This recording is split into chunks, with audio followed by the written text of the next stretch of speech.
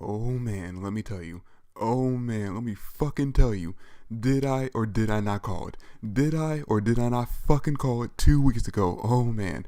Giant fucking mecha suit. He turned the base into a giant fucking mecha suit. Oh man, I fucking called it. Did I or did I not call that shit 2 weeks ago? Oh man. God, I love this fucking series.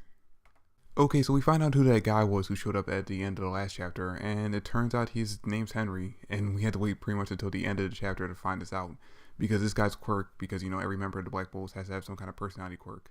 This guy's quirk is that basically he talks very fucking slowly. Like, I mean, dude, to the point where, those giant dialogue boxes that usually take up a few sentences can probably take up like a few paragraphs worth of dialogue? This guy fills those up with using three fucking words, like him trying to say "I am." It's basically taking up the entire fucking dialogue box. And throughout the entire chapter, in fact, the running gag throughout the entire chapter is basically him trying to introduce himself to Gouge, Gray, and Gordon. But each time he tries to introduce himself, because he talks so fucking slowly, he keeps getting interrupted. Like, I think the first time, Gordon interrupts him. Not Gordon, actually, it was Gouge. Gouge interrupts him, saying, "Who the fuck are you? Why are you taking so long to say your name?" Then the second time, I think he gets interrupted by Rades attacking the three of them. And then the third time, he gets distracted by some birds who come flying out his fucking hair. It's crazy, and it's all over the chapter. Okay, so while Henry's trying to introduce himself and taking forever to do it, Gouge is basically going in his head like, holy shit, this guy's that ghost that everyone was talking about. Holy fuck, we're screwed. And this is when we actually get the flashback for Henry, and we find out that he's actually just like some sickly kid.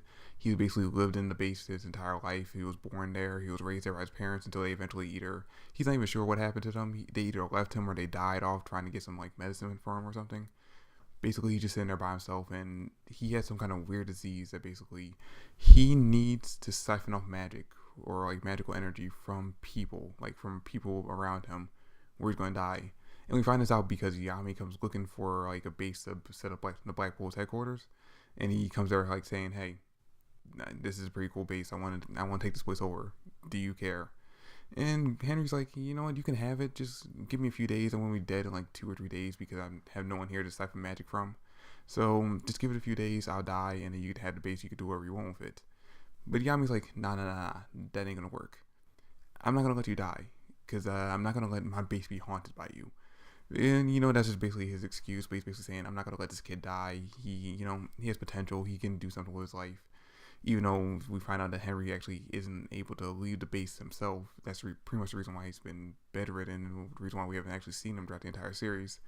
But Yami basically tells him, "Hey, you just need people to be around you, right? Well, what I'm going to do is I'm going to gather a whole bunch of people. I'm going to fill this base up with people, and you're just going to be able to siphon off their magic, and you're going to live. You're going to have a whole bunch of comrades to hang out with. You're going to have people to interact with. Just, stay alive. Just stay alive until I can do it." Dude, you know what? It seems like Yami's little speech actually kind of does get to him, because even though he never officially joins the Black Bulls or introduces himself to anyone besides Yami, he does consider everyone else to be his comrades. And you know what? It actually kind of makes sense that he introduced himself first to these three out of everyone, because before him, they were the most reclusive and like solitary members of the Black Bulls, and who would understand his situation better than basically these three. But yeah, after he introduced himself, or while he's trying to introduce himself anyway, we see that Valto's actually managed to slip into the base, and he's looking for something. He's looking for like some kind of like magic stone that he ends up finding about halfway through the chapter.